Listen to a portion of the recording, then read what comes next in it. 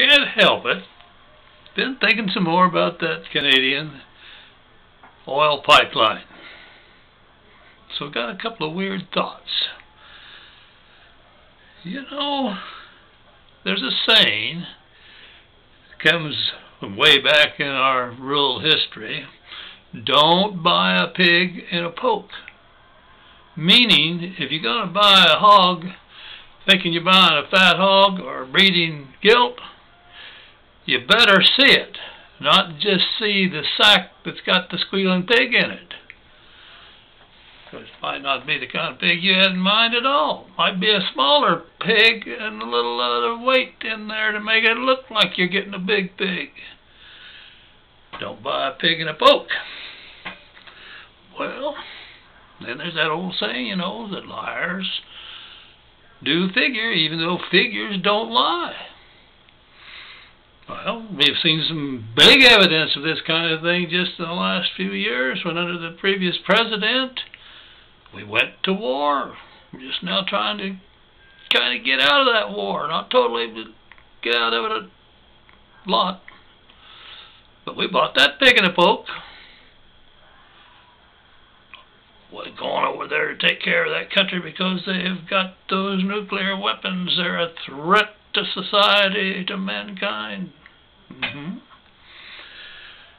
Well, I just get to wondering a little bit about that pipeline and about why didn't they sell the oil already? I'm sure there's nothing to it, but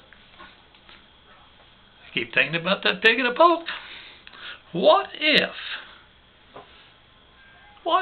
they're the biggest gamblers ever, or among the biggest ever, and don't really have that much oil, but build a pipeline to move millions of gallons of oil, spend the money. In other words, they've got a mighty fine looking poke. Pretty small lie compared to going to war over a lie.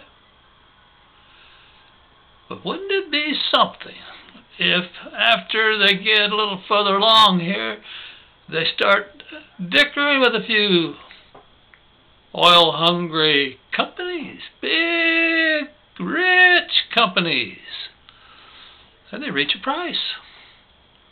And they start the oil, it just flows, man, they've got the oil. But after a year or whatever, dries up. Wasn't that much oil after all. Then these big-time gamblers would have done right well with their pig in a poke. Heck, if there was a gambling proposition, I don't bet ordinarily, but I'd put a couple hundred on it that they've got the oil. But still, having been the sucker in a number of scams in my life, got fired a time or two because I trusted a pig in a poke in the way of integrity with boards that do their business in open public meetings and don't.